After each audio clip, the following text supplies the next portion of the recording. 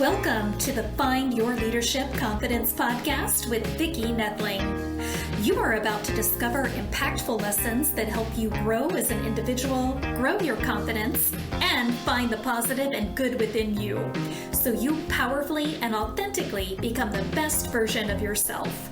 Be sure you visit our website at www.findyourleadershipconfidence.com.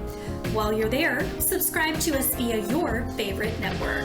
Now tune in, get ready, and enjoy the journey of emerging as a leader of exception in the 21st century. Welcome, everyone, to the Find Your Leadership Confidence podcast.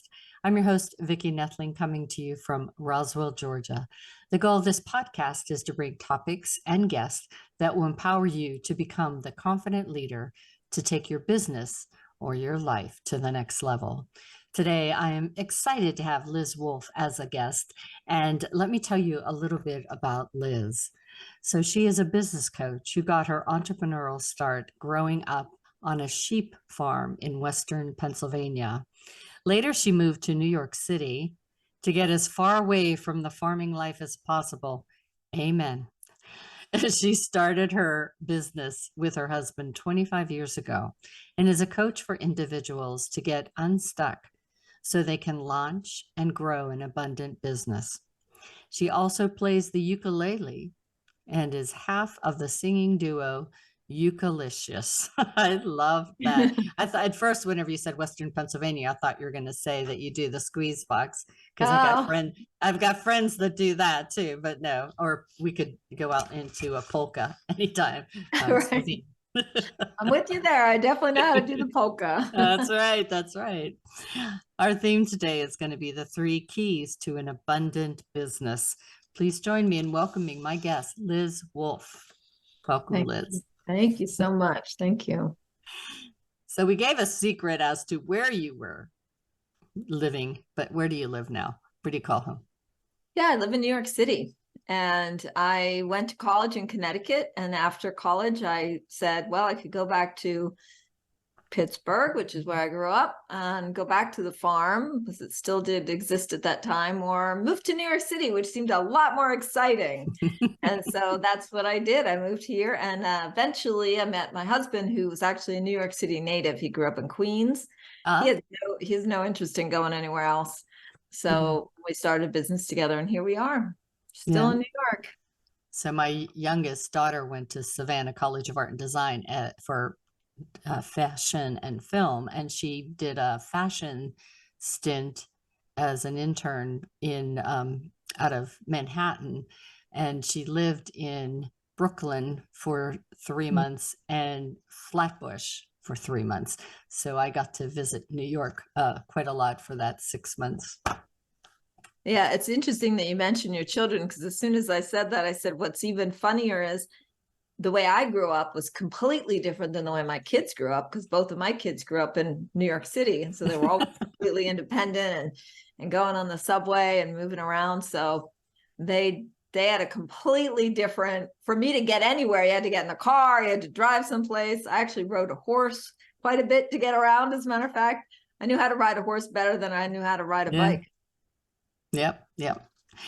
So my daughter, though, was born in Atlanta, and was after 6 months, the internship ended, and she had potential to work for some larger companies in New York. And she's like, no, bring me on home. She did not want to stay there any longer, but I love New York. I don't know if I would want to live there, but I do love visiting there. I think it's awesome. So why are you passionate about helping entrepreneurs? What's your backstory? Yeah, that's a great question. And as I mentioned, getting my entrepreneurial start as a sheep farm, when the backstory is that my parents were divorced after a certain amount of time of living on the farm. My mother was not raised as a farmer. She grew up in New Jersey. And so when she bought this farm, and then when she got divorced, this is in the late 60s, early 70s. Wow.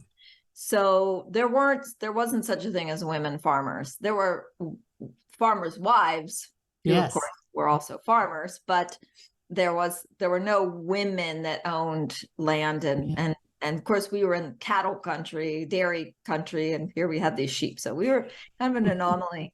And my mother had out of a necessity had to create a business, and we sold sheepskin slippers and we spun the wool, and she learned how to shear the sheep, and we were on a lot of TV shows and in newspapers and things, and we created this cottage industry, but she never found any financial success with that. And even though it was such a rich life to be living, such a wonderful, rich life, I had a horse, I rode a horse every day, among other things, she never had business success.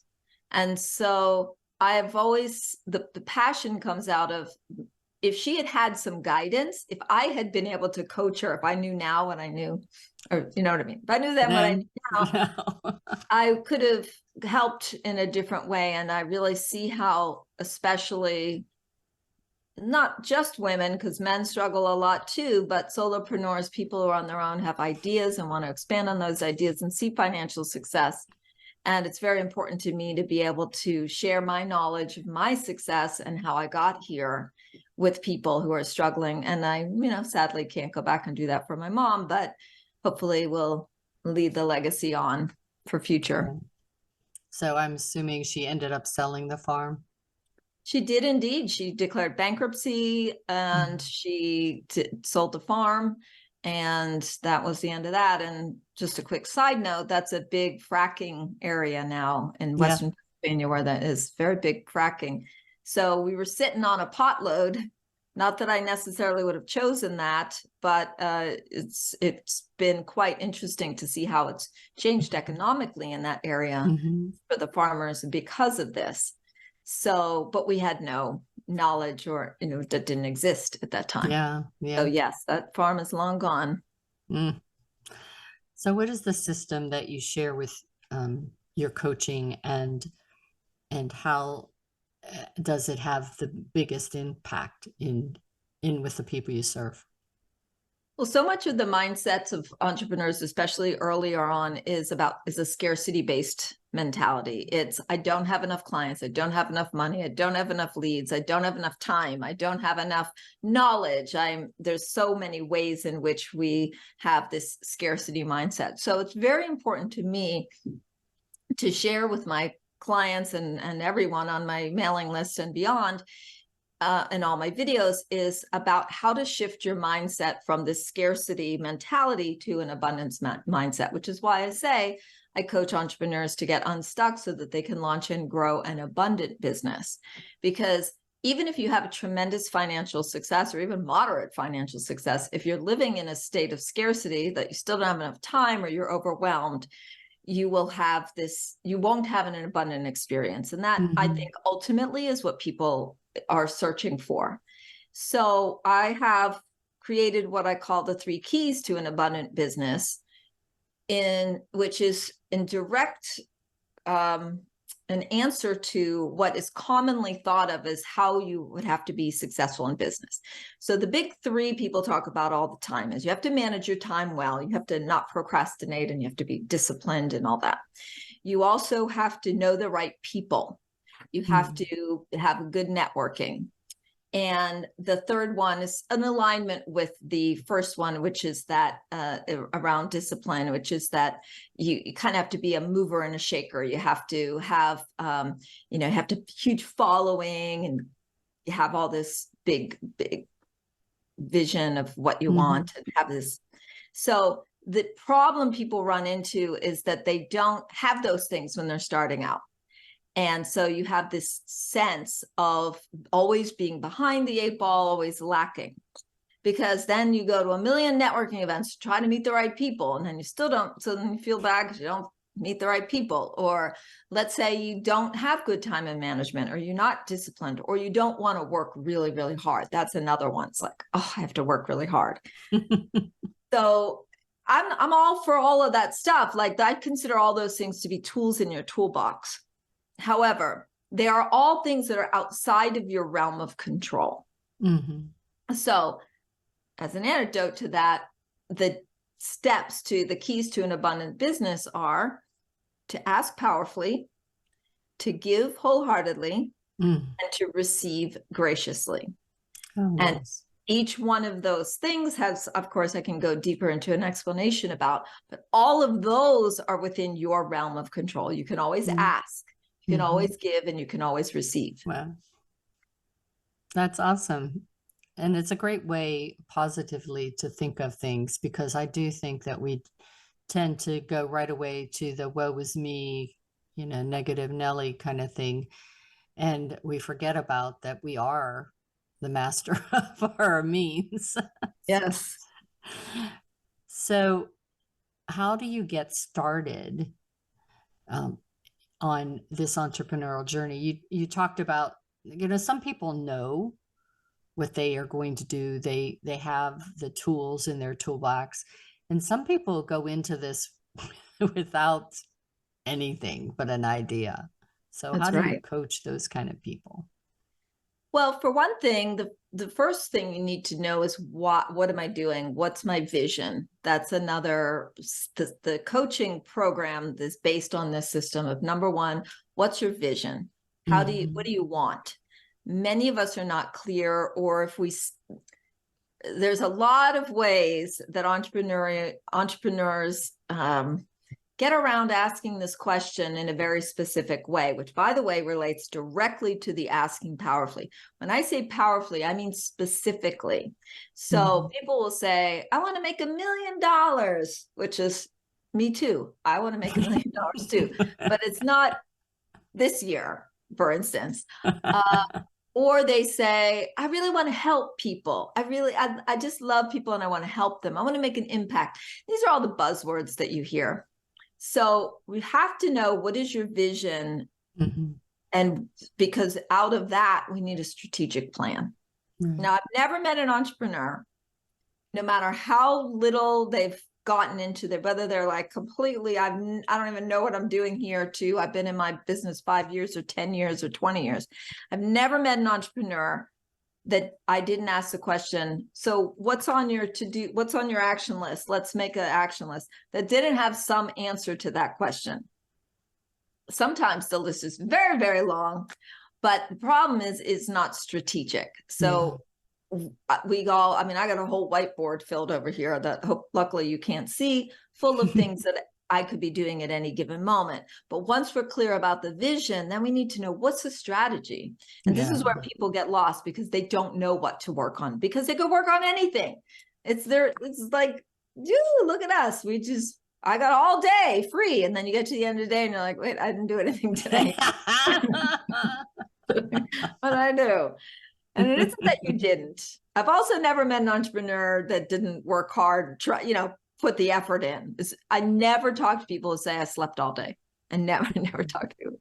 Now, I'm sure those people are out there, but I don't talk. They're not calling you. They're not calling me. Because you're gonna make them work. Right, because I'm gonna say, what's your plan? What's your vision? What's your plan? What's your strategy? Which is what I work on with people, obviously. That's a big part of what I do for newer entrepreneurs. Is people will often say to me, I don't really know what to do, or I know tons of stuff to do, but I don't know what should I work on first? So obviously I help people with that. Wow. So what is the turning point for you during the years that really has put that focus on how you want to run your business? Was it this looking at your mom and her situation, or what was that moment that you said, this is what I'm meant to do? So what's interesting about scarcity is it's actually a pretty big motivator. Yes. When you don't have enough money to pay the bills, or you don't have enough clients, you can get a lot more serious about your business when it's not a great strategy, but it can be a motivator. And what's so interesting is my father worked for Westinghouse in Pittsburgh for 43 years. The same job. I'm sure his tasks changed, but he had the same job for 43 years. Very happy doing it.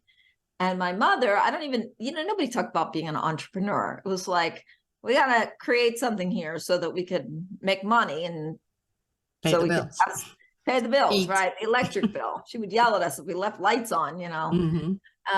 So yes, eat, etc. So I came into my adult life being really familiar with both worlds, the steady rock of my father of being a good provider and my mother's creative energy around that. So I tried both, but I never lasted in full-time jobs very long. Sometimes it was one of those things where it was perfect that I didn't, they changed the structure or the business or something. But I never lasted very long. I mean, more than a year, because I always had a drive to do my own thing, to be more creative. And so I learned a lot from being in those corporate worlds. And one of the things I learned is I didn't want to be in the corporate world.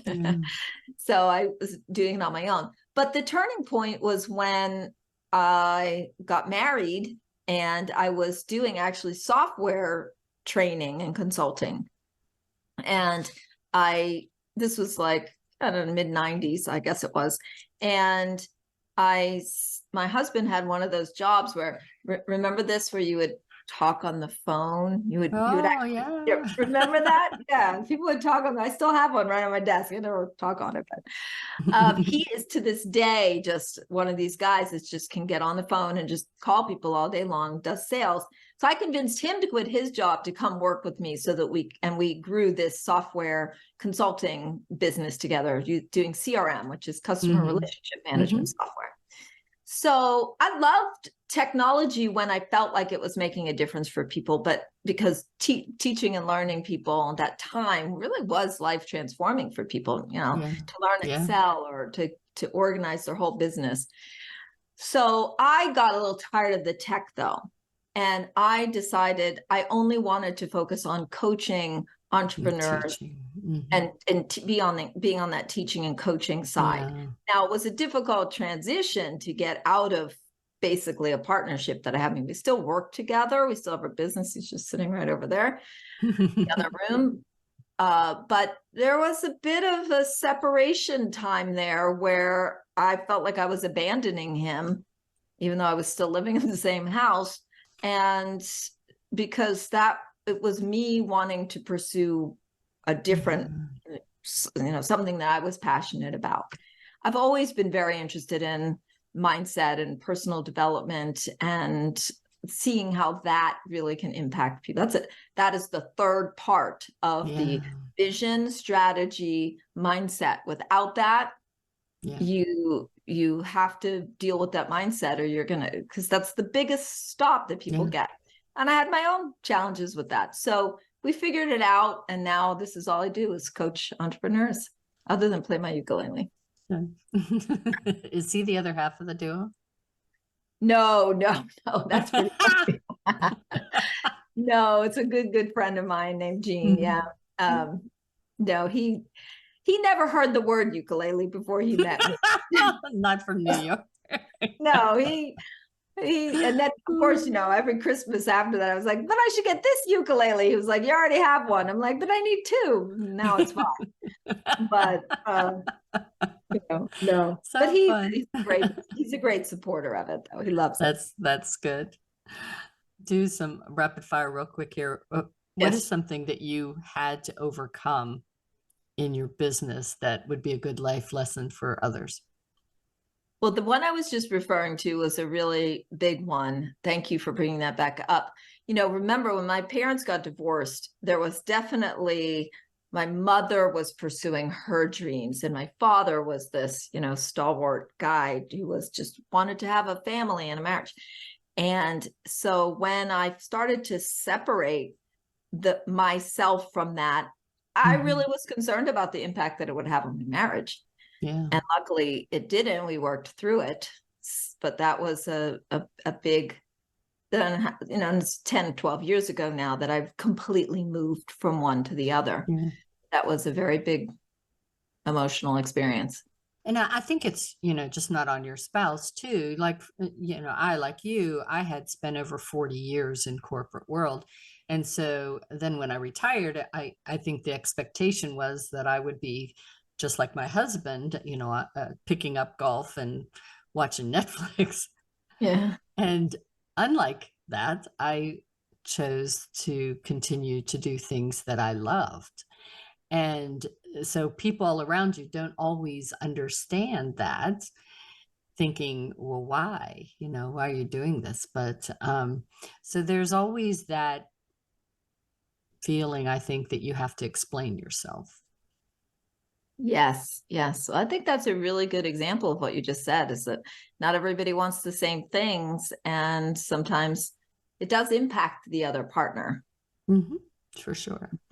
So what would you say is most helpful to people when they say they feel stuck? So what words of wisdom come out of your mouth when they say, oh God, Liz, I am so stuck. I just don't know what to do next. Yeah. So here's how I prioritize. I ask people to prioritize, because again, you probably have some of the stuckness comes from this feeling of overwhelm. Like there's too open. I could do too much. So figuring that for the most part, people are wanting to generate more revenue in their business, I ask the question, what's the fastest path to cash? What activities on your list will bring you the fastest path, would be the fastest path to cash? Now, it's not just about money, it's about doing productive activities. So another example is, who are your prospects? Who have you not followed up with? I don't know anyone who has ever exhausted all the possibilities of people, that even if it's a remote possibility, that they could call that person up and go, whatever happened? Did you ever buy that skincare product you thought you were going to buy? Or did you ever go skiing or what? I'm just making it up, right? I'm starting a skiing lesson next week. And did you ever learn how to ski? You can always create relationship. That's the second thing. You can always. So if I don't have any things that are going to generate revenue for me, and by the way, posting on social media is not fast path to cash. Okay. It's important, but it's okay. Cancel. Maybe somebody's going to see your post and come to you and say, I want to work with you. Great. I'm not saying it can't happen, but I am saying that we spend a lot of time doing that kind of thing. So what about real relationships? What about reaching out and setting up coffee dates? Something that I love to tell people to do is go to networking events. And I don't actually go to them anymore for the most part, but they're really good for your pitch, honing your pitch, seeing what people, but also just creating relationships, being in relationship with people. And there's a lot of stuff online too. You don't even have to leave your house. So it also kind of keeps you current too, because, if you've been in business for a while, going into those situations, you can hear what are the current trends, things that people are talking about that you might need to freshen your little pitch a little. That's right. And you can listen to other people and what they're talking about. Just make sure you can get out of conversations that aren't productive to you, so you don't spend the 45 minutes talking to one person that's never going to buy from you. Been there. Yes, haven't we all? Okay. It's really time now for us to go ahead and share my screen. If you enjoyed as much as I have talking with Liz about all of this and about this idea of abundant business, then you're going to want to get the screenshot of this. If you're just listening, you can take down the information. I will give it orally to you, but you can find everything on my website, thefindyourleadershipconfidence.com, or go to my YouTube, Vicki Noethling. The website for Liz is lizwolfecoaching.com. That's LIZWOLFE coaching.com. On Facebook, she's liz.wolf.10. LinkedIn, Liz Wolfe Coach. Instagram, Liz Wolfe Coach. On YouTube, just search for Liz Wolfe, again with that E at the end, WOLFE.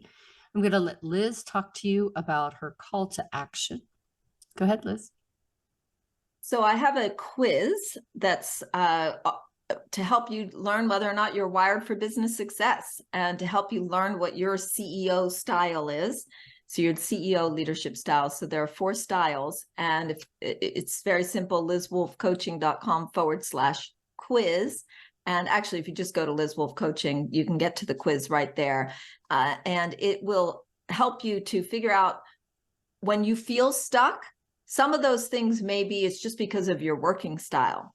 And maybe you're not the kind of person that you might be a chief enthusiast officer who doesn't want to just sit and grind away all day. And so it's going to help you to learn and give you some information about your style. So I highly recommend, plus it's a fun little quiz to do. So highly recommend that you jump on and do that quiz. All right. And if you enjoyed hearing what Liz has to say and you think, you know what, I really could use your help, Liz, you can go to lizwolfecoaching.com/contact me and be able to set up a time to have a business strategy. So Liz, thank you so much for sharing all of your great tips and information today. I found it real helpful, and I'm sure that the audience did as well. Thank you. You're very welcome. And as always, I remind everyone that life is a journey and it's up to you to enjoy the ride. This is Vicki Noethling signing off. Thank you for tuning into the Find Your Leadership Confidence podcast with Vicki Noethling, where we share impactful lessons that help you grow as an individual, grow your confidence, and find the positive and good within you so you powerfully and authentically become the best version of yourself. Remember to visit our website at www.findyourleadershipconfidence.com and enjoy even more great episodes like this one. Again, while you're here, subscribe to us via your favorite network. We look forward to seeing you next time on the Find Your Leadership Confidence podcast.